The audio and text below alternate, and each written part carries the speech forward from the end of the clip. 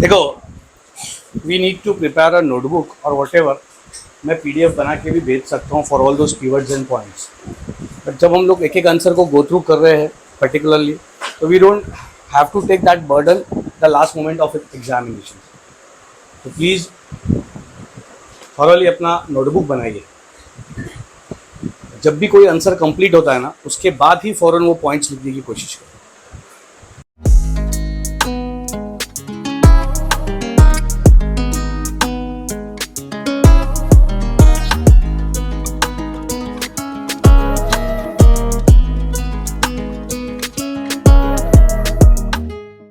मे भी हो सकता है कि कीवर्ड, जैसे अभी ये फ्रेश में कुछ आंसर पढ़ा रहा हूँ, कोई एक आंसर पढ़ा रहा हूँ, तो उसके 4 या 5 पॉइंट आप लोगों को याद रहेंगे, हो सकता है। बाकी सर 10 पॉइंट है और 10 पॉइंट अभी तुरंत थोड़ी ना याद होगी, 4 या 5 तो हो गए।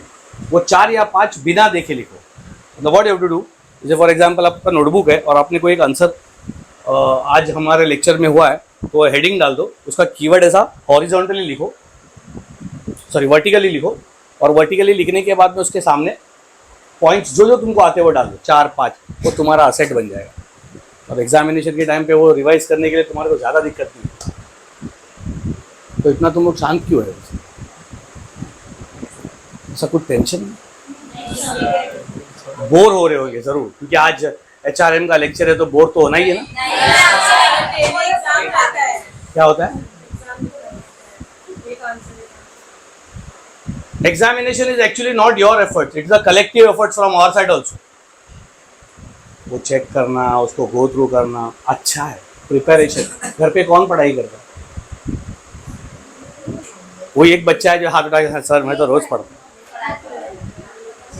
सो we need to revise the previous content of the lecture. हम लोगों को रिवाइज करना जरूरी है। पहले तो मैं तुम लोगों को अपॉर्चुनिटी दूंगा कि तुम में से कोई डेफिनेशन बोलना चाहेगा तो बोलो। इट्स वेरी इजी, बैठ के बोलो, आराम से बोलो, कोई दिक्कत नहीं। और इफ कोई नहीं बोलना चाहता है तो मैं बोल देता हूँ।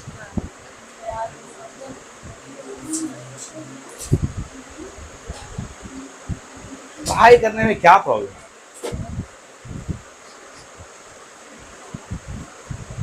आई एम वेरी श्योर कि हर एक बच्चा एटलीस्ट 4-5 पॉइंट तो 5 मिनट देख के भी बोल सकता है। बट स्टिल मैं रिवाइज करता हूँ for you people. HRM human resource management का डेफिनेशन बाय एडविन फ्लिप्पो, बराबर है। ये डेफिनेशन का हम लोगों ने एक छोटा सा ब्रेक थ्रू निकाला था, जिसका नाम है PODC of PDCC। That is according to Edwin Flippo, human resource management is the process of PODC of PDCC। ये कोड वर्ड याद रखने से पूरा definition any moment of time अपने को याद रहता है। जैसे PODC का मतलब होता है planning, organizing, directing, controlling. Of PDCC procurement, development, compensation, separation, integration and maintenance. भाई किसका maintenance? Of HR। To the end that ISO objectives can be accomplished. ISO objectives मतलब individual, social and organizational objectives can be. तो इसका छोटा सा definition का अपना break through है, PODC of PDCC of HR, PODC of PDCC of HR, to the end that ISO objectives can be accomplished। ठीक है।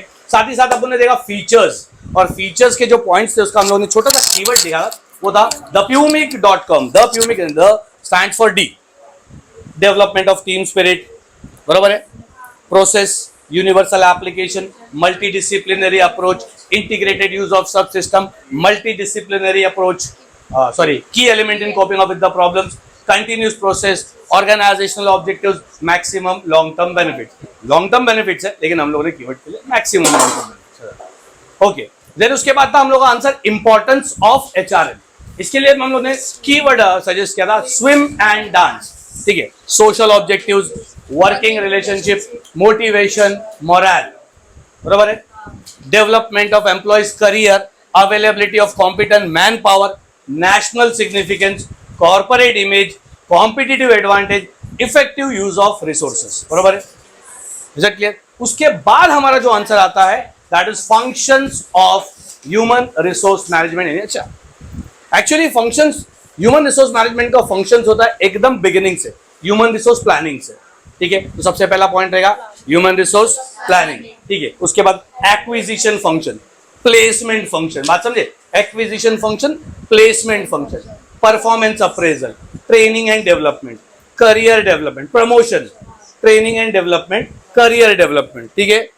फिर उसके बाद में labour relation, employees health and safety and employees welfare, ये सारे काम ह्यूमन रिसोर्स मैनेजमेंट में ऑलरेडी आते हैं। ये 3 आंसर देखे थे, लेकिन साथ में एक छोटा सा आंसर इसी आंसर में हम लोगों ने इंक्लूड किया था, वो है ह्यूमन रिसोर्स प्लानिंग कैसे होती है।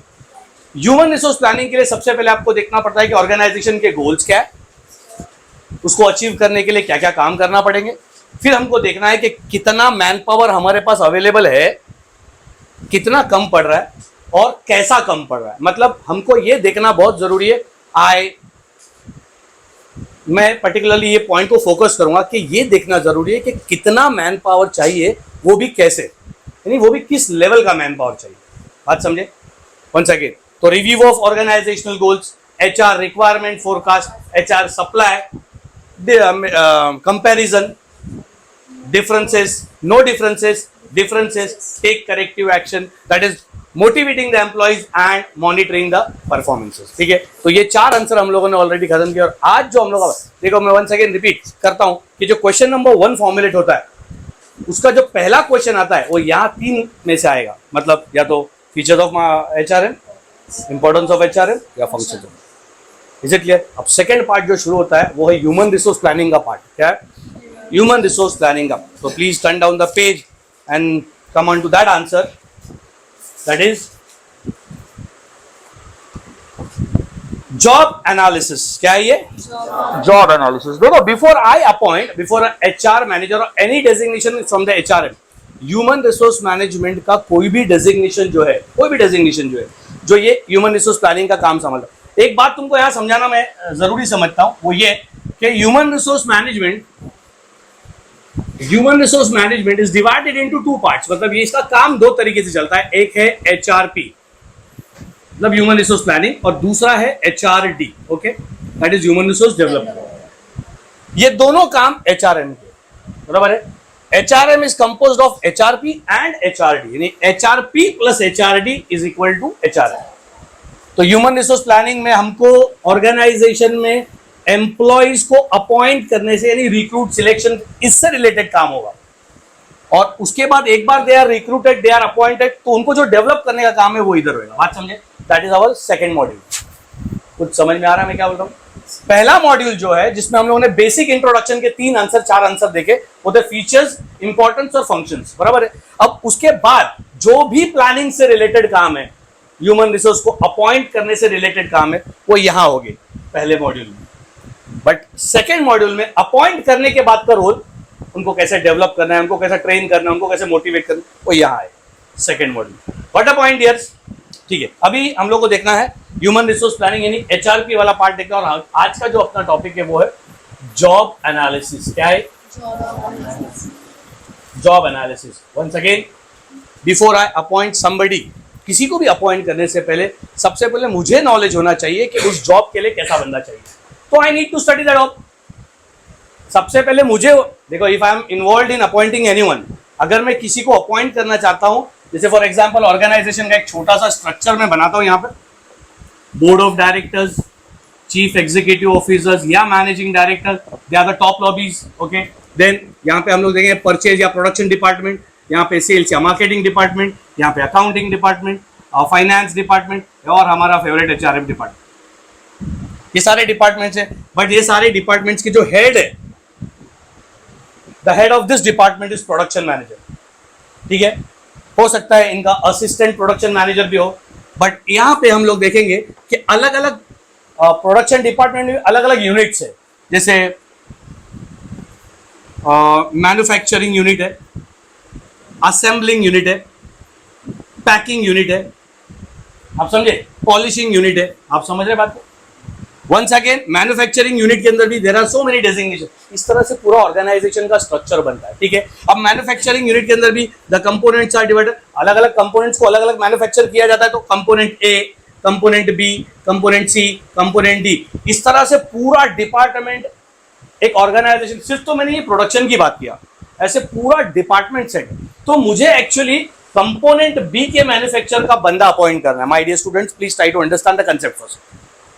मुझे एक्चुअली इस बंदे को अपॉइंट करना है, मुझे पता होना चाहिए कि इस बंदे का ऑर्गेनाइजेशन में रोल क्या है, इसके काम क्या है, इसके ड्यूटीज क्या है, इसको कौन सा टैलेंट होना चाहिए इसके पास, तब जाके मैं ऐसे बंदे को, तो I need to understand the job first and that is what we called as job analysis. क्या बोलते हैं इसको हम लोग? Job analysis. कि जॉब को बहुत अच्छी तरीके से स्टडी करना, जॉब को बहुत अच्छी तरीके से स्टडी करना है, इसको हम लोग क्या बोलेंगे? Job analysis. इसीलिए एडविन फ्लिपो भाई साहब जो है अपने, इन्होंने एक प्यारा सा डेफिनेशन दिया है जिसका वंस अगेन मैं एक छोटा सा कोड वर्ड बनाऊंगा जिसका नाम है स्कोर। COR, ये नहीं है बट इस छोटे से इससे हम लोगों को ऑटोमेटिकली डेफिनेशन है। According to Edwin Flippo my dear students, job analysis the process of studying and collecting, studying and information and responsibilities, information about operations and responsibility of specific job। कुछ समझे? यानी काम तो चार है, studying, collecting, about, operating and responsibility of specific job। याद रहेगा? Don't write now, लिखने का पूरा पूरा मौका मिलेगा, इसीलिए बोलता हूँ एक नोटबुक रहेगा तो लास्ट में जब हम लोग गो थ्रू करेंगे ना खाली बहुत काम हो जाता है। Is it clear? तो डेफिनेशन हम लोग का याद हो गया झटके में, according to Edwin Flippo. What is that definition?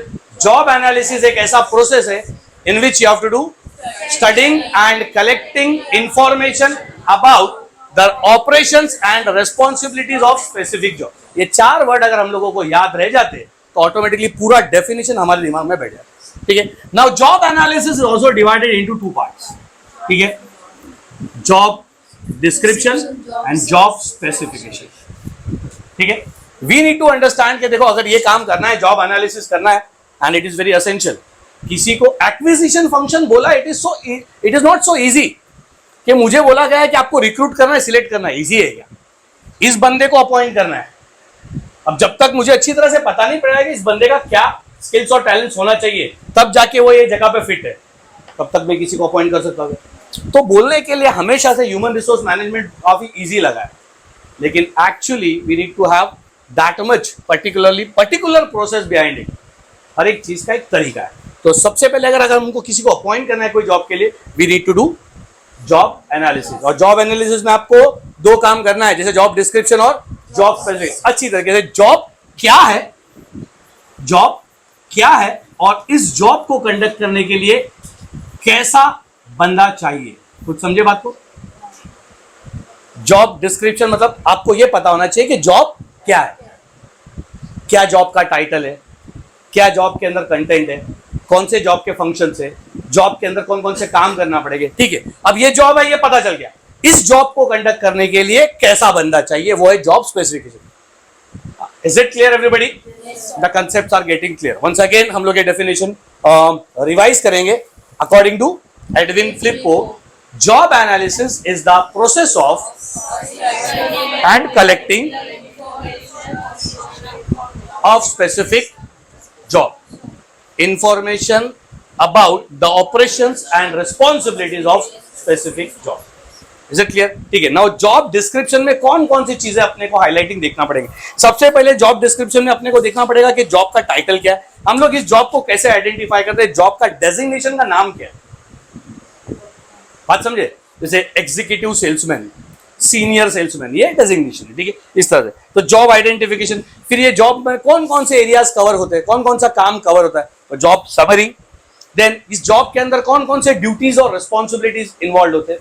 Then इस जॉब का दूसरे जॉब के साथ यानी इस बंदे के साथ, कंपोनेंट सी के साथ क्या रिलेशन है।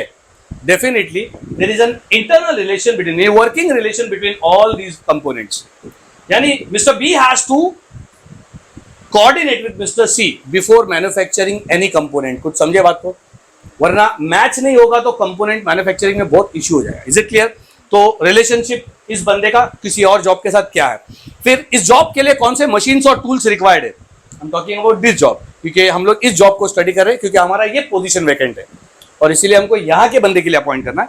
कौन से मशीन, कितना सुपरविजन जरूरी है इस जॉब के लिए। ठीक है, is it clear? Then talking about इस जॉब के लिए कैसे सोशल एनवायरनमेंट चाहिए, इनफैक्ट फ्रेंडली, फॉर्मल, इनफॉर्मल, बात समझे।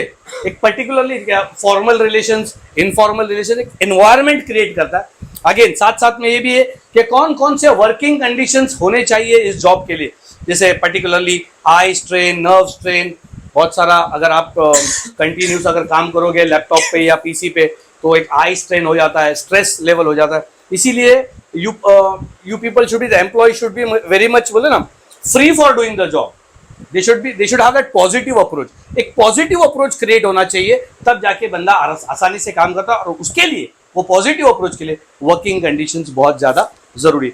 वर्किंग कंडीशंस के लिए हेल्थ हजार्ड्स की बात है, लोकेशन की बात है, पोस्चर की बात है, देन कितना रेस्ट पीरियड होना चाहिए। अगर बैक टू बैक मैं अगर लेक्चर्स लूंगा ना तो definitely I will feel exhausted और मुझे वो उतना फ्रेशनेस और उतने अच्छे से लेक्चर लिया नहीं जाएगा, ठीक है, खास करके थियरी लेक्चर। रेस्ट पीरियड और स्पीड ऑफ वर्क के अलावा टाइमिंग्स, तो ये सारी चीजें जो है हम लोगों को देखना चाहिए कि इस बंदे के जॉब के लिए हमको क्या वर्किंग कंडीशंस रिक्वायर्ड होने चाहिए। Then if you talk about job specification, अगर आप जॉब स्पेसिफिकेशन की बात करते हो तो यहां पे भी अपने को पर्टिकुलरली ये सोचना है कि कैसा बंदा चाहिए इस जॉब का रोल प्ले करने के लिए। तो कैसा बंदा चाहिए वो स्पेसिफिकेशन में आता है। मतलब ये कि उस बंदे का मेंटल कैरेक्टरिस्टिक्स क्या होना चाहिए, पर्सनल कैरेक्टरिस्टिक क्या होना चाहिए। अब मेंटल कैरेक्टरिस्टिक्स में बहुत सारी चीजें आती है। मेंटल अलर्टनेस, एक बंदा बहुत स्ट्रेसफुल है, he can not concentrate on his job, लेकिन ये भाई काम ऐसा ना, इसमें गलती नहीं चलेगी। अगर छोटा सा प्रोग्रामिंग रॉन्ग हो गया ना भाई, पूरा काम कल गया। तो mental alertness is very essential for the job. एक एग्जाम्पल है ये, बात समझे। ऐसे कई जॉब प्रोफाइल्स है जहाँ पे कई तरह के मेंटल कैरेक्टरिस्टिक्स इन्वॉल्व होते हैं, ठीक है। Then ability to concentrate, analytical reason, logical reasoning, creativity and innovativeness, तो it should be there in every job. Is it clear? Then content की बात करें, मेंटल कैरेक्टर्स और पर्सनल कैरेक्टरिस्टिक्स की बात करें तो जैसे work experience, leadership quality, pleasing personality, communication skills, dispute solving, stress handling, ये सारी बातें। फिजिकल की बात करें तो हाइट, हेल्थ, हियरिंग, विजन, ये बहुत सारी बातें लिखी हुई है, लेकिन हर जगह का जो रिक्वायरमेंट है वो अलग है, आप समझे। जैसे अगर आप सेल्स के अंदर कोई जॉब की बात करें तो प्लीजिंग पर्सनालिटी, कम्युनिकेशन स्किल्स, ये सब बहुत ज्यादा जरूरी हो जाता है। सोशल और साइकोलॉजिकल कैरेक्टरिस्टिक भी कुछ जॉब के लिए बहुत जरूरी होते हैं, वो है including emotional stability. If you are not stable emotionally तो definitely you can not concentrate on your job. तुम काम में कॉन्सेंट्रेट कर ही नहीं पाएंगे, क्योंकि कुछ बातें तुम्हारे को बहुत सताएगी, जिससे तुम पढ़ाई में भी, अगर आप स्टडीज भी करते बैठो और ऐसा कुछ स्ट्रेस आ गया तो you can not concentrate. Actually नींद भी नहीं आती फिर अगर ऐसा कुछ स्ट्रेस रहा तो कुछ जॉब के लिए वो बहुत ज्यादा जरूरी है। Emotional stability, cooperativeness, human skills में बताता हूँ, एक दूसरे को समझने की स्किल्स जो होती है ना, उसको बोलते हैं ह्यूमन स्किल्स। क्या बोलते हैं? Human skills. के every human being has a different nature, और हमको हमारे वर्क एनवायरनमेंट में कैसे इन लोगों से घुल मिल के एडजस्ट करके काम करना, उसको हम लोग क्या बोलेंगे? ह्यूमन स्किल, ठीक है। कन्वर्सेशन स्किल्स है, कुछ लोगों का कन्वर्सेशन कभी कभी मतलब they are not actually meant for it but rude रहता है कन्वर्सेशन स्टाइल, तो that is comes again to human skills. उसको किस तरह एडजस्ट करके हम कोप अप करके आगे चले। एक्सट्रोवर्ट, इंट्रोवर्ट, ये जो वर्ड्स है इंट्रोवर्ट और एक्सट्रोवर्ट, पर्टिकुलरली एक personality, the type of personality को डिफाइन करता है। पता है इसके बारे में? कुछ पर्सनालिटी के कैरेक्टर्स मैंने बताया था कि कुछ पर्सनालिटी के कैरेक्टरिस्टिक्स होते हैं जो एक इंसान के पर्टिकुलर बिहेवियर को देख के पता करते हैं कि भाई ये टाइप का पर्सनालिटी है, बात समझे। तो वैसा वो भी बात है उसमें। फिर सिटीजनशिप, बिहेवियर, XYZ, तो ये सारी चीजें जो है वो जरूरी पड़ जाती है। देखना है कि बाबा जॉब का कंटेंट क्या है, कैसा है ये, क्या है ये जॉब, और इसको करने के लिए कैसा बंदा चाहिए, तब जाके हमारा जॉब डिस्क्रिप्शन और जॉब स्पेसिफिकेशन कंप्लीट होता है। And then we come to know कि इस जगह के लिए कैसा बंदा रिक्वायर्ड है, and then will start doing the further jobs. उसके बाद आगे की कहानी। मतलब अभी हमने कोई रिक्रूटमेंट का प्रोसीजर कंप्लीट नहीं किया है या स्टार्ट भी नहीं किया है, हम सिर्फ ये स्टडी कर रहे हैं कि कौन से जॉब के लिए कैसे बंदे को अपॉइंट करने के लिए उस जॉब को हम लोग को स्टडी करना हो, उसी को हम लोग क्या बोलते हैं? Job. Is it clear everybody? once again we'll revise that definition according to Edwin Flippo.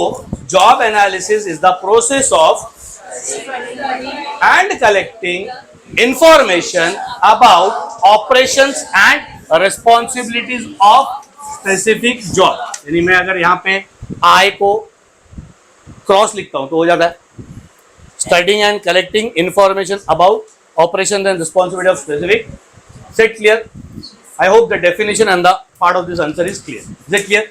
आगे चलते हैं. जॉब डिजाइन है नाउ. थोड़ा सा ये जो पार्ट है ये डिफरेंट है. I tell you how. कि जॉब डिजाइनिंग पर्टिकुलरली जॉब को समझ के उसका एक स्पेशली एक डिजाइन बनाना है ताकि उस काम को कंप्लीट करने के लिए ज्यादा दिक्कत ना हो. देखो कोई भी जॉब को कंडक्ट करने के लिए देयर आर डिफरेंट मेथड्स. अरे ये काम ऐसे ऐसे भी हो सकता है, इस सॉफ्टवेयर से भी हो सकता है, इस सॉफ्टवेयर से भी हो सकता है. आप समझ रहे हो बात को? तो अगर आप आपके हिसाब से एक अच्छा डिजाइनिंग करो जॉब का तो वो काम कंप्लीट करने में कम टेंशन, कम टाइम, कम एनर्जी होती है और वो बंदा वो जॉब को बहुत अच्छे से कंप्लीट कर सकता है. इसी को बोलते हैं हम लोग क्या? Job designing. तो जॉब डिजाइनिंग के बारे में भी एक छोटा सा डेफिनेशन अपने को देखना है. That is according to Harold Koontz. क्या है वो बता रहे हैं कि जॉब डिजाइनिंग एक ऐसी चीज है जहां पे आप अप्रोप्रिएट जॉब के स्ट्रक्चर को स्टडी कर रहे हो. ये बात ध्यान में रखने की. अप्रोप्रिएट जॉब स्ट्रक्चर को स्टडी करना. क्या है वो? अप्रोप्रिएट जॉब स्ट्रक्चर को स्टडी करना. 3 सेंस में. In the terms of content, function और रिलेशनशिप. ठीक है? यानी अगर मैं ऐसा बोलूंगा अप्रोप्रिएट जॉब स्ट्रक्चर फॉर यानी in the terms of content, functions and relationship. Is it clear? याद रह जाएगा जॉब डिजाइनिंग क्या है. क्या है जॉब डिजाइनिंग? अप्रोप्रिएट यदि प्रॉपरली आप जॉब के स्ट्रक्चर को समझेंगे. कौन से सेंस में? कंटेंट के सेंस में, फंक्शंस के. Clear everybody? तो ये डेफिनेशन के ऊपर एक अच्छा लुक आ गया अपना. आगे job designing is also divided into 2 parts.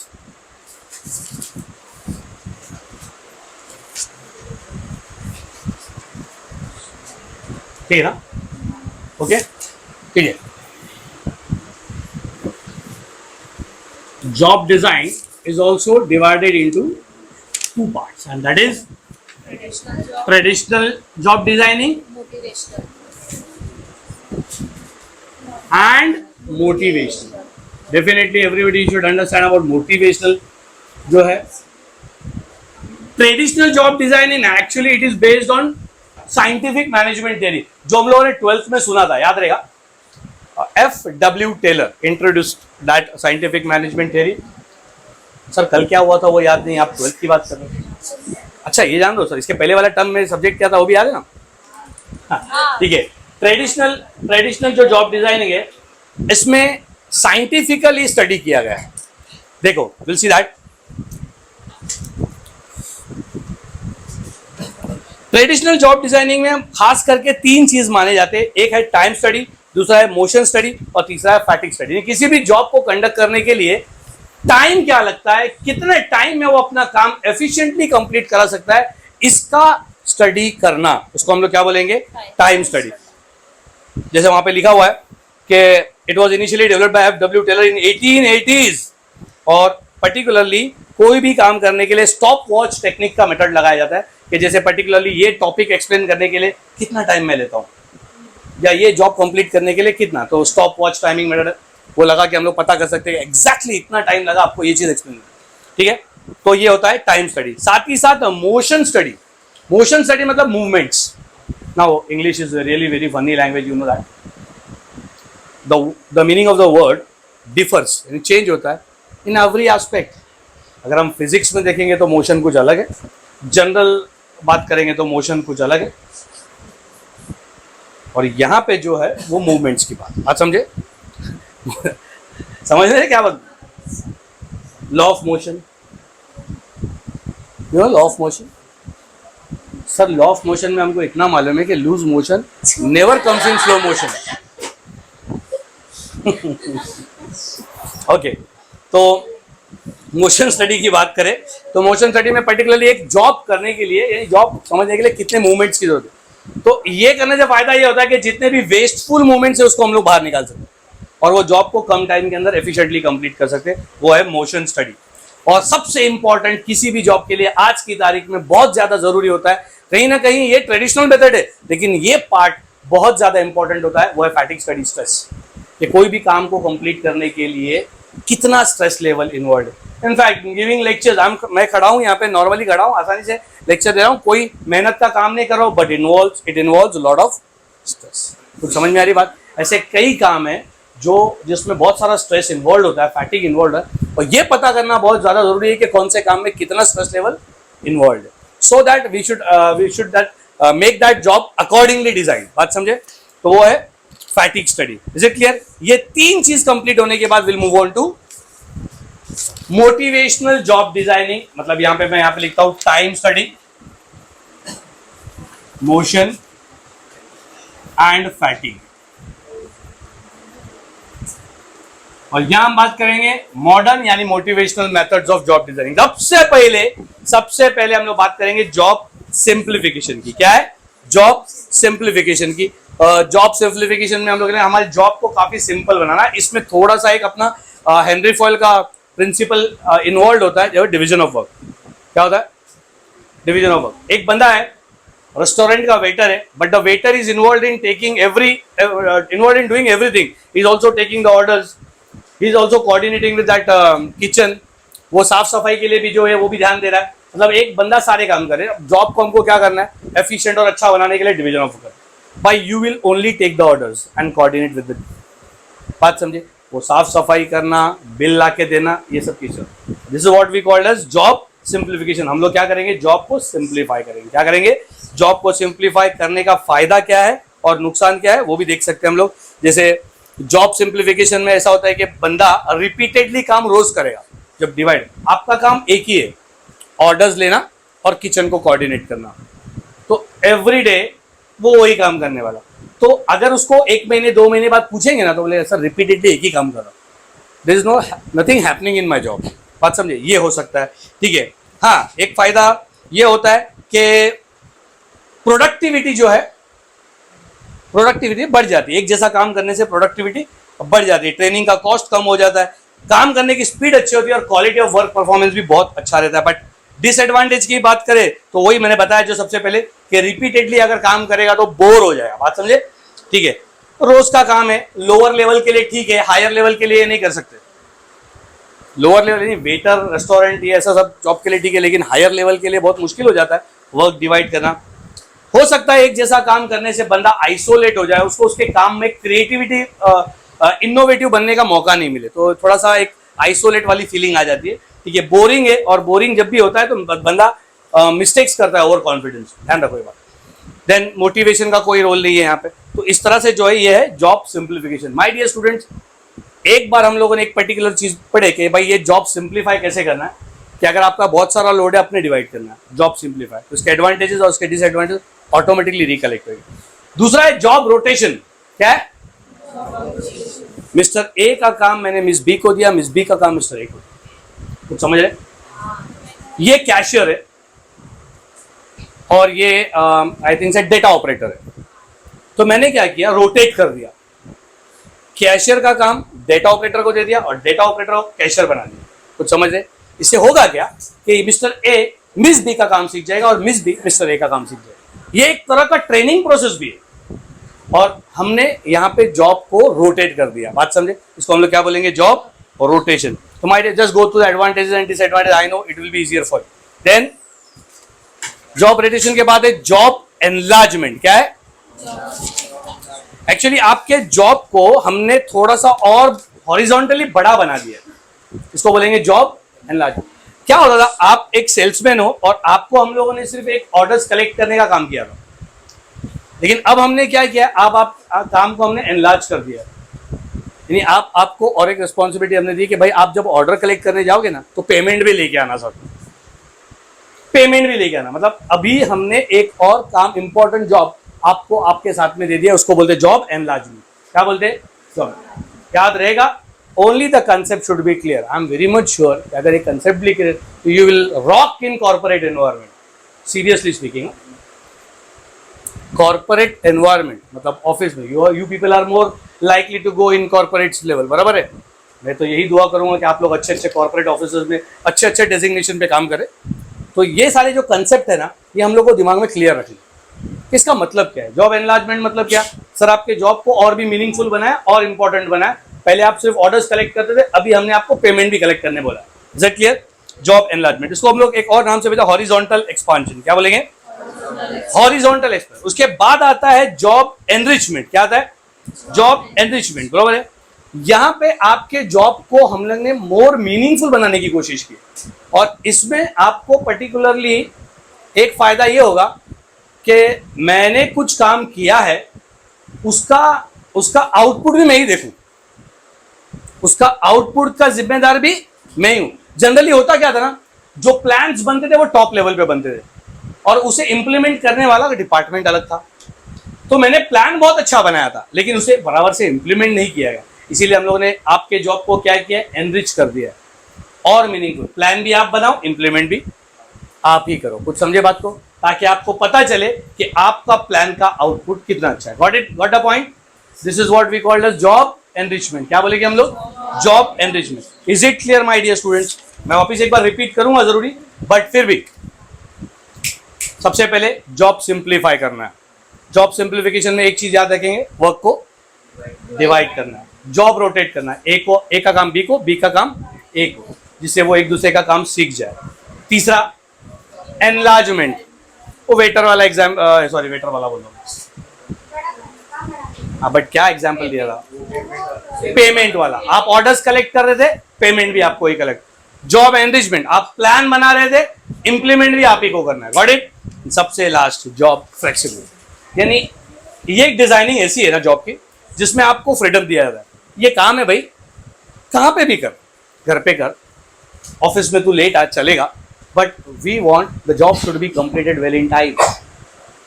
Flexibility दिया है, ये सब्जेक्ट है, तुझे कंप्लीट करना है, जितना लेक्चर्स लेना है ले, बट टाइम पे कंप्लीट कर।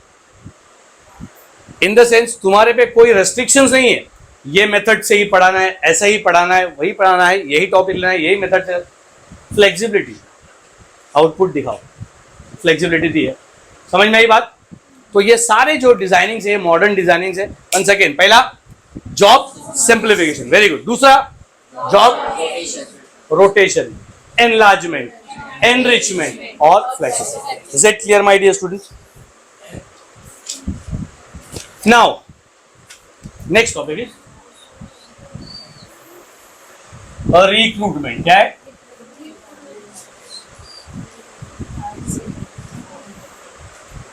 Yes, any doubt, any difficulty? कुछ पूछना है? What happened? आज एग्जाम है तो समझो हो गया।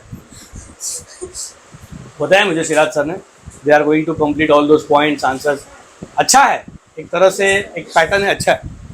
Siraj sir is really putting down the efforts for you all people to get the best results. You know what? Everybody tells that के अक्सर किसी ने पूछा है कौन से स्टैंडर्ड, मतलब क्या करते हो कॉलेज में? I mean last year. Actually मैं तुम्हारे को एक बात बता रहा हूँ, ये तुम्हारा लास्ट ईयर नहीं है, फर्स्ट ईयर पकड़े चलो। यहाँ से तुम्हारे करियर की बिगिनिंग शुरू।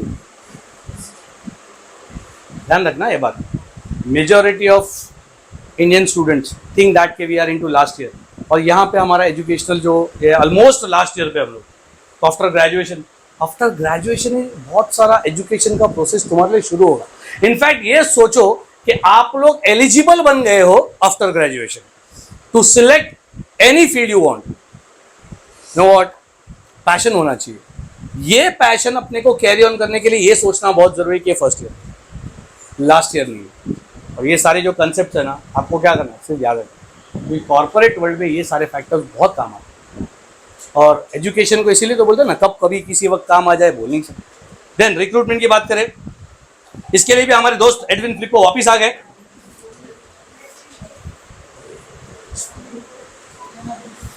एडविन फ्लिपो बोल रहे हैं कि दो काम करने हैं आपको,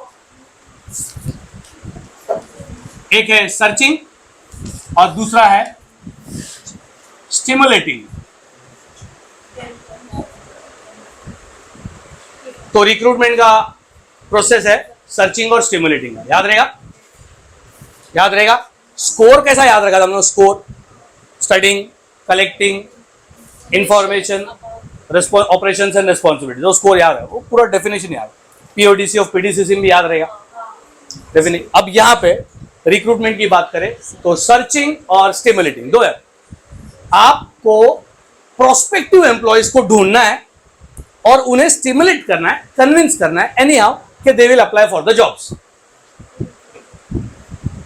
ये पूरा अपॉइंटमेंट का पूरा पैटर्न है। आप पहले रिक्रूट करो, बाद में सिलेक्ट करो, रिक्रूट करो, बाद में सिलेक्ट करो। तो रिक्रूटमेंट का हिसाब किताब कैसा है? What is that? Searching what?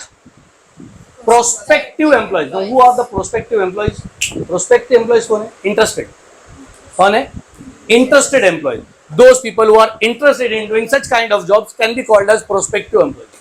उनको हम लोग क्या बोल सकते हैं? Prospective employees बोल सकते हैं, बराबर? तो ऐसे लोगों को हमको ढूंढना है और उनको स्टिमुलेट करना है कि वो जॉब के लिए अप्लाई करें। बात समझे? Searching prospective employees and stimulating them to apply for the jobs. Everybody, searching and stimulating them to apply for the jobs. अभी एक बार, सर्चिंग प्रोस्पेक्टिव एम्प्लॉइज, और एक बार मेरे दोस्त, searching prospective employees and stimulating them to apply for the, और एक बार please, searching prospective employees and stimulating them to apply for the jobs. बात समझे?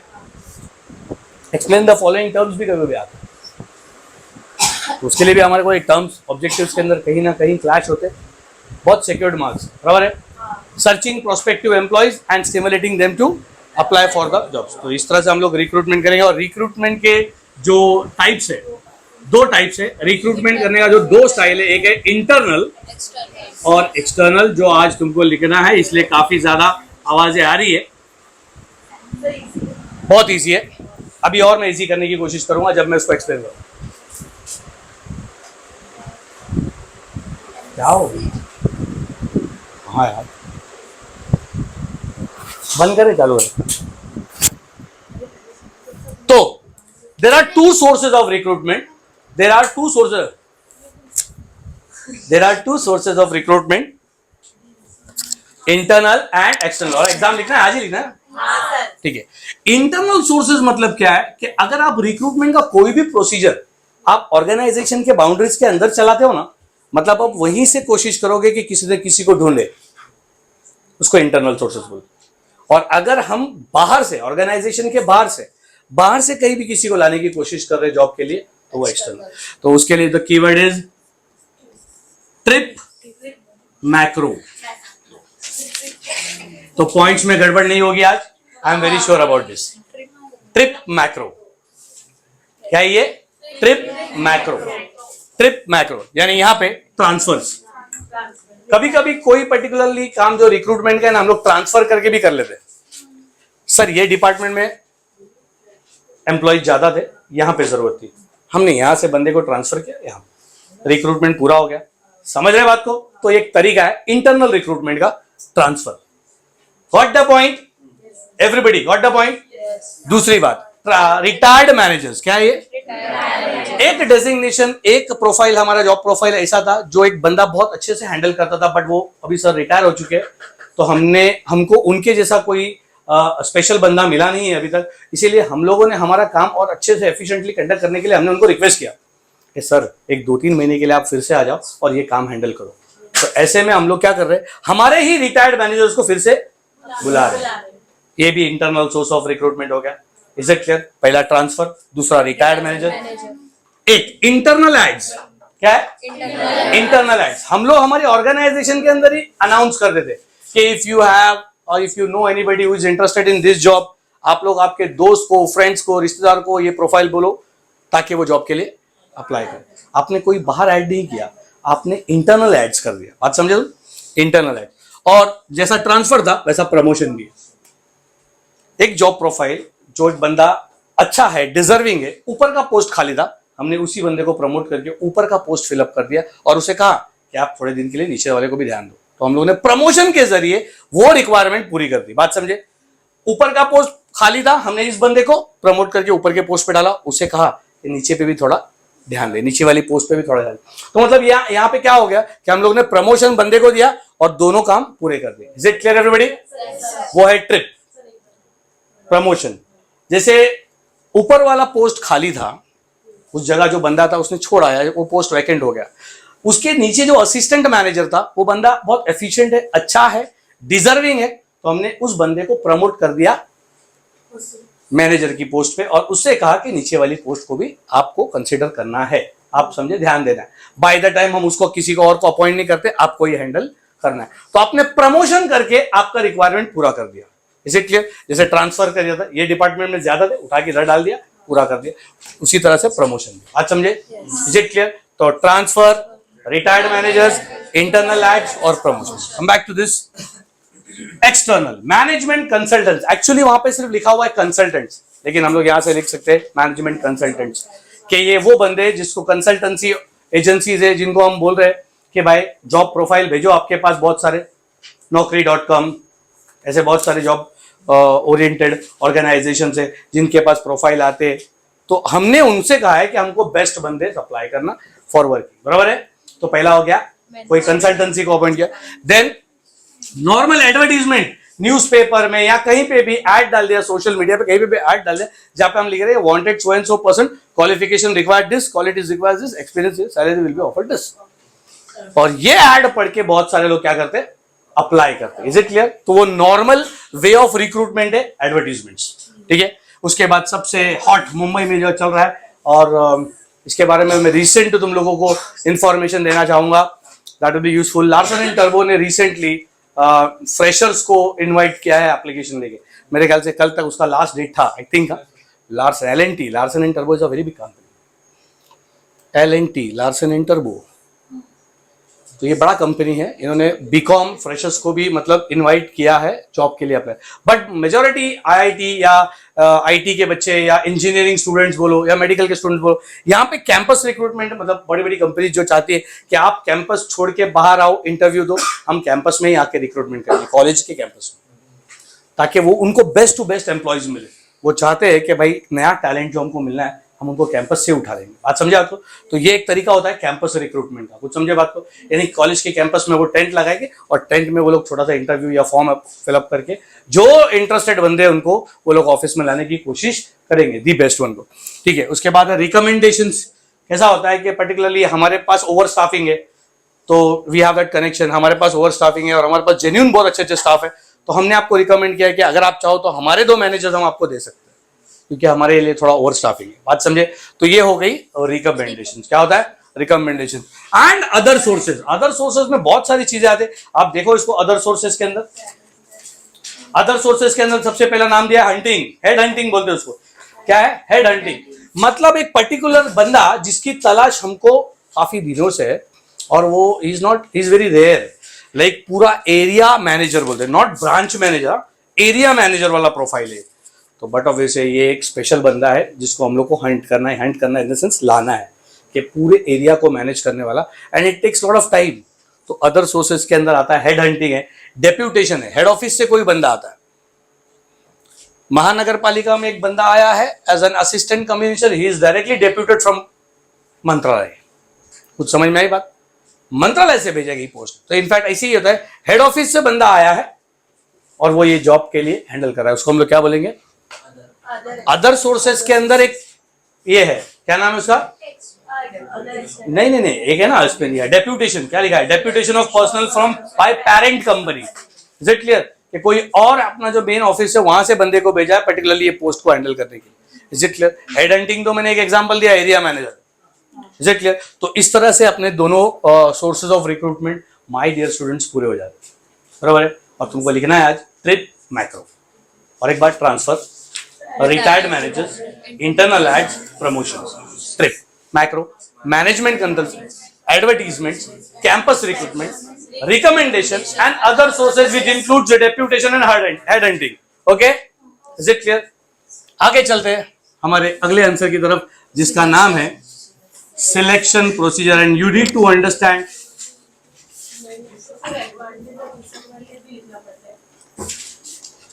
दो तीन लाइन में लिखेंगे तो चलेगा, बट ऐसा been actually they have asked about sources of recruitment, they have not asked about advantages and disadvantages. Majority answer का मेन कंटेंट है अपना ये points. Is it clear? Is it clear? If you want, if you have time, तो you can write an article about it.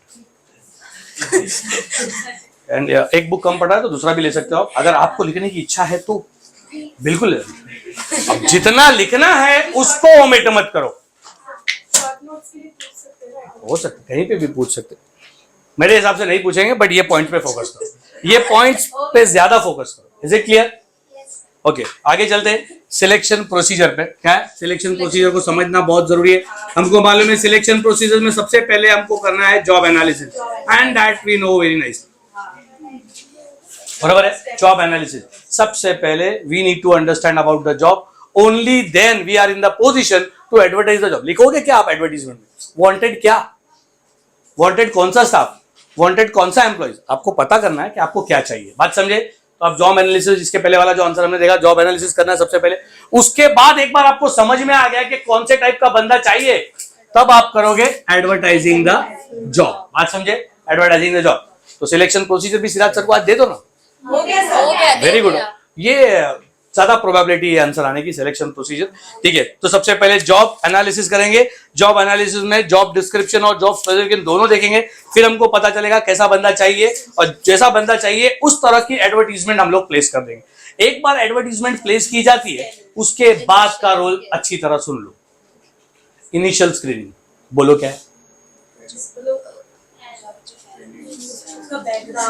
सुनो मैं बताता हूँ initial screening कैसी होती है। एक्चुअली जो मेन सिलेक्शन मैनेजर होता है, selection manager is different from recruitment manager. A person who is involve in selecting the employees after the job application. एक बार देखो, 10 पोस्ट खाली था हमारी ऑर्गेनाइजेशन में, जिसमें हमने हर एक पोस्ट का जॉब एनालिसिस किया। अब हमको मालूम पड़ा 10 रिक्वायरमेंट क्या है, लेकिन उसके लिए 200 लोगों ने अप्लाई किया। आप समझ रहे हो बात को? अब now the role is about selection manager के 200 लोगों में से वो बेस्ट बंदे को अपॉइंट करे। ऐसे तो बहुत लोगों ने अप्लाई किया है, but we need to appoint the best person for this job. तुम समझ रहे हो मैं क्या बोल रहा हूं? और यही रोल है सिलेक्शन मैनेजर का। तो उसके लिए यहां तक तो ठीक है, एडवर्टीजमेंट किया, एडवर्टीजमेंट करने के बाद बहुत लोगों ने अप्लाई किया। अब होता है इनिशियल स्क्रीनिंग। कैसे होता है मेरे इनिशियल स्क्रीनिंग में? आपको 200 एप्लीकेशंस भी अगर आए रहेंगे, आप 500 एप्लीकेशन, तो you will go through that all applications, and this is done by junior manager. जो बंदा असिस्टेंट मैनेजर है सिलेक्शन डिपार्टमेंट में, वो असिस्टेंट मैनेजर गो थ्रू करेगा। उसको क्या गाइडलाइंस दी गई है? उसको सबसे पहले तो ये गाइडलाइंस दी गई है, you check out the profiles first. और समझो we are hiring in office, generally ऐसा होता है, मतलब एक चांसेस है, एक प्रोबेबिलिटी ऐसी है कि अपना ऑफिस है समझो मरोल में, अंधेरी में, या बीकेसी में, बैंड्रा में। ओके, तो वो क्या बोलते हैं कि बाबा हम लोगों को प्रॉक्सिमिटी वाले एरिया वाले बंदे जो एप्लीकेशन के ना, उनको पहले लो। आप समझे? अंधेरी चलेगा, टाउन चलेगा, चेंबूर, ये सब area which is very accessible to that area BKC. तो वहां का जोगेश्वरी यहाँ का चलेगा प्रोफाइल, कुछ आया जॉब प्रोफाइल। अभी यार will go think about Virar, तो it is very far away from, plus train का ट्रैवलिंग है। कोशिश ये करोगे जो नजदीक रहते ना उनको पहले, तो ये अपने लिए भी बहुत चैलेंजिंग बात है। आप लोगों को समझ में आ रहा है मैं क्या बोल रहा हूँ? लेकिन साथ साथ में उसने ये भी इंस्ट्रक्शन दिया है कि अगर तुम्हारे को कोई दी बेस्ट प्रोफाइल या अलग बाहर से कहीं भी मिला, मतलब अपार्ट फ्रॉम दोज एरियाज, उसको सिलेक्ट करो। कुछ समझ में आता है? इस तरह से सारे प्रोफाइल्स को गो थ्रू करना, इसको हम लोग क्या बोलते हैं?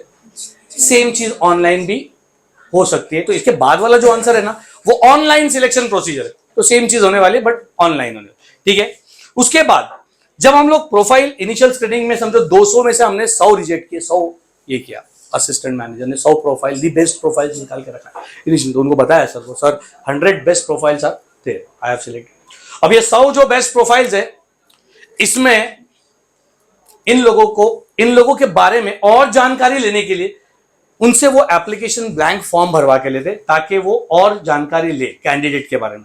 जैसे for example you have been selected for that, तो आपको एक एप्लीकेशन ब्लैंक मिलेगा। अगर मैनुअली भी मिल सकता है और ऑनलाइन भी मिल सकता है, जनरली ऑनलाइन प्रोसीजर ज्यादा चलता है। तो ऑनलाइन में आप ज्यादा जानकारी फिलअप करोगे। उन्होंने जो जो क्वेश्चन पूछे, बायोडेटा में आपने आपके हिसाब से जानकारी दी थी माय डियर स्टूडेंट्स। कुछ समझे?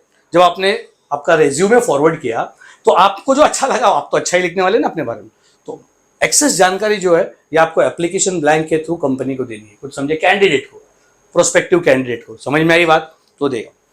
देन उसके बाद आपके अलग अलग तरह के टेस्ट लिए जाएंगे। देखो, जितना जॉब प्रोफाइल बढ़ा रहेगा उतना तुम्हारे को टेस्ट ज्यादा देना पड़ेगा। Got the point? जैसा जॉब वैसा test. There are different types of test conducted by the company candidate को चेक करने के लिए अलग अलग तरह के टेस्ट लिए जाते हैं। लेकिन एक बात का ध्यान रखो, आप जो लेवल का जॉब के लिए अप्लाई कर रहे हो, आपको वैसा टेस्ट देना पड़ेगा। For example if you are applying for the post of accountant, तो आपको बोला जाएगा कि भाई ठीक है, give one paragraph, prepare the balance sheet. तो आपको बैलेंस शीट बनानी है, तो वो ये देखना चाहते हैं कि आपका अकाउंटिंग नॉलेज कितना है। समझ बात को? तो जैसा जॉब वैसा test. Once again same thing is, personality test है, इंटेलिजेंस टेस्ट है, परफॉर्मेंस टेस्ट है, स्ट्रेस टेस्ट है। स्ट्रेस टेस्ट भी एक पर्टिकुलर टेस्ट होता है जो बहुत ज्यादा जरूरी होता है आज की तारीख में, कि आप स्ट्रेस लेवल को कितना हैंडल करते हैं। जैसे ये टेस्ट कैसे लिया जाता है कि कोई candidate if is entering into, मतलब वो स्ट्रेस पोजीशन कैसे हैंडल कर सकता है। आपको अलग अलग तरह से डिस्टर्ब करने वाले सवाल पूछेंगे जिससे आपका गुस्सा बाहर आ जाए, और वो ये देखना चाहते हैं कि आप कितने शॉर्ट टेम्पर्ड और कितने फास्ट गुस्सा करते हैं, and they will reject you for that job. आज समझे? Then interview, same thing will happen with the interview also. Interview of face to face communication, सामने सामने बुलाएंगे, टेस्ट तो लिखना पड़ेगा। टेस्ट में आपको ये देखेंगे नॉलेज कितना है, और इंटरव्यू में वो जज करेंगे आप कैसे हो। तो अलग अलग, जैसा जॉब वैसा इंटरव्यू। पैनल इंटरव्यू, एक पूरा पैनल बैठा हुआ रहेगा जो इंटरव्यू लेगा आपका। They are the experts of taking the, ये वाला बंदा अलग सवाल पूछ रहा है, ये वाला अलग। वो 3 इडियट्स में आपने देखा रहेगा, शर्मन जोशी का इंटरव्यू एक पैनल इंटरव्यू के जरिए होता है। इंडिविजुअल इंटरव्यू 1 by 1 इंटरव्यू होता है, ठीक है। ग्रुप इंटरव्यू मतलब ग्रुप डिस्कशंस होते हैं, तो उसमें से बंदे को सेलेक्ट करते और जज करते हैं। एग्जिट इंटरव्यू, ये बताना चाहूंगा, ये वो बंदे के लिए है जो जॉब के लिए अप्लाई नहीं करता, जो जॉब छोड़ना चाहता है। ध्यान रहेगा, ये इंटरव्यू कंपनी के लिए बहुत जरूरी होता है। क्यों? सबसे पहला सवाल, क्यों छोड़ रहे हो? What is the negative part in your mind कि you are living up this job. बात समझे? ये कंपनी के लिए जानना बहुत जरूरी है कि वो बंदा जा तो रहा है, लेकिन साथ साथ में बहुत सारी चीजें हमको बोल के जाएगा। इनफैक्ट ये होता है एग्जिट इंटरव्यू। समझे बात को? ओके, तो जैसा जॉब वैसा इंटरव्यू। आपने कौन से जॉब के लिए अप्लाई किया, बी प्रिपेयर्ड, आपको वैसा इंटरव्यू देना पड़ेगा, ठीक है। उसके बाद एक पॉइंट आता है रेफरेंस चेक। क्या होता है? Reference check. एप्लीकेशन ब्लैंक का जब फॉर्म आपसे भरा गया था, तो आपसे उन्होंने एक्सेस जानकारी ली थी। क्या? आपसे एक्सेस जानकारी ली थी, जैसे फॉर एग्जांपल आपका बेस्ट फ्रेंड कौन है, आप who is very close to you, जिसका आप नंबर शेयर कर सकते हो उनको, कि अगर कोई मैसेज या कुछ, तो अकॉर्डिंगली वो क्या करेंगे, वो क्रॉस चेक करेंगे, उस बंदे को कॉल करके आपके क्वालिफिकेशन के बारे में और आपने जो बताई गई जानकारी के बारे में क्रॉस चेक। तो हमेशा याद रखना कि जब भी आपने रेफरेंस में किसका नंबर दिया है, तो जो जानकारी है वो क्लैश होना नहीं चाहिए। अरे तो बोल रहा था आप ये कॉलेज से पढ़ रहे हो, ये कॉलेज से पढ़, तो क्लैश होता है। क्लैश होने के कारण सीधा सीधा आपका क्लैश हो गया, दे विल रिजेक्ट यू। इसीलिए बहुत जरूरी है रेफरेंस चेक। और एक बात by dear students, medical check. जनरली बहुत सारी कंपनी इसको लाइटली लेती है, बट मैं ये चाहता हूं कि इसको लाइटली बिल्कुल भी नहीं लेना चाहिए। Medical check should be done. क्यों? क्योंकि यू डोंट नो कि कौन से बंदे को क्या प्रॉब्लम्स है, और वो पर्टिकुलरली उस जॉब को, that will become an liability for the company. एक बंदा जिसको थोड़ा सा माइग्रेन का प्रॉब्लम है या कुछ भी है, फिक्स बंदा नॉर्मल दिख रहा है, मेडिकल चेक नहीं किया, अपॉइंट कर लिया, बंदे को ट्रेन में ट्रैवल कर रहा है, फिट आ गई, जो साथ में लोग खड़े उनको लेके जाएगा नीचे। अरे you can not be into control if you are having that. वो ट्रेन पे खड़े थे जितने 5-6 गिरे एक साथ, डेंजरस। बराबर, बाइक चला रहे जनरली यंग जनरेशन ऑफिस में जल्दी पहुंचने के लिए बाइक चलाते फास्ट। मेजोरिटी में बोलता हूँ कि 80-90% इस स्ट्रेस के अंदर बंदे का एक्सीडेंट होने के चांसेस है। बट बंदे को माइग्रेन का प्रॉब्लम है, आप समझ नहीं रहे हो बात को। He is driving the bike very slowly, अचानक ब्लैकआउट हो गया आग के सामने और सामने सामने जाके ठोक दिया। कुछ समझो बात को। वो बताने के लिए तो वो बेचारा कि भाई मेरे को ये माइग्रेन का इशू था, हो सकता है, it's a very sad situation to discuss. बरोबर है ऐसा, तो इसलिए company should be very alert in this. Medical check हर कैंडिडेट का देखना बहुत जरूरी है। I hope you understood. And then the final interview. उसके बाद जो फाइनल इंटरव्यू लिया जाएगा, और फाइनल इंटरव्यू के अंदर सारे डिस्कशंस होंगे, भाई सैलरी आपका क्या है, कैसा रहेगा, कैसा पेमेंट कंडीशन है, बोनस, इंसेंटिव, और एक बार सारी बातें तय हो गई, you will give him a job offer. Selection procedure, everybody, job analysis, advertising the job, initial screening, application, जोड़ियां लगाओ, जॉब एनालिसिस, वैसे ही पढ़ी, job analysis, advertising the job, initial screening, application blank, test, interview, reference check, medical check. आज समझे? Final interview, job offer. Got it everybody? और same यही तरीका अगर आप घर पे बैठे बैठे ऑनलाइन तरीके से करते हो, इसी को हम लोग क्या बोलेंगे, ऑनलाइन सिलेक्शन प्रोसीजर, ठीक है, यानी ई सिलेक्शन, बरोबर है, टेक्निक्स ऑफ ई सिलेक्शन। फिर से बोलूं, एप्लीकेशन ब्लैंक मीन्स व्हाट, के whatever resume you have submitted to the company, आपने कंपनी को जो आपका प्रोफाइल या रेज्यूमे दिया या बायोडेटा दिया है, तो उसमें आपने आपके हिसाब से सारी जानकारी लिखी हुई है। अब कंपनी क्या चाहती है कि हमको कैंडिडेट के बारे में और जानकारी लेनी, और उसी में वो पर्सनल जानकारी लेने की कोशिश करेंगे, as they have selected your profile in initial screening. Initial screening में उन्होंने सबसे नहीं ये जानकारी नहीं मांगी, 200 में से 100 लोगों का प्रोफाइल उन्होंने सिलेक्ट किया है, और 100 लोगों से कुछ एक्स्ट्रा जानकारी वो मांग रहे, और वो ले रहे एप्लीकेशन ब्लैंक के थ्रू। वो एक फॉर्म रहता है जिसमें वो उनके क्वेश्चंस उनको आंसर करने। Is it clear? बात समझे? और उसके बेसिस पे वो लोग रेफरेंस चेक करने वाले। Then what is the basis? आपका जो आपने तो दिया ही नहीं किसी का नंबर, बट एप्लीकेशन ब्लैंक में उन्होंने मांगा था, और फिर उन्होंने क्रॉस चेक किया रेफरेंस चेक में। तो ये सारी चीजों पे पूरा ध्यान देना है। और ये जो सारे डिस्कशंस है ना, ये तुमको कॉर्पोरेट एनवायरनमेंट से बहुत यूज टू करवाएंगे, क्योंकि अपने जितने भी एग्जाम्पल्स है ना, वो सारा एकदम प्रैक्टिकल लेवल पे डिस्कस किया जाता है। तो आई होप कि सिर्फ और सिर्फ ह्यूमन रिसोर्स मैनेजमेंट हम लोग यहाँ पे पढ़ भी नहीं, बल्कि इतनी अच्छी तरह से समझ रहे कि हम लोग कॉर्पोरेट एनवायरनमेंट को बहुत यूज टू करेंगे। Is it clear? Thank you. ये अपना मेरे ख्याल से पार्ट खत्म होता है, वही सेम पॉइंट्स है, और ये अपना मॉड्यूल भी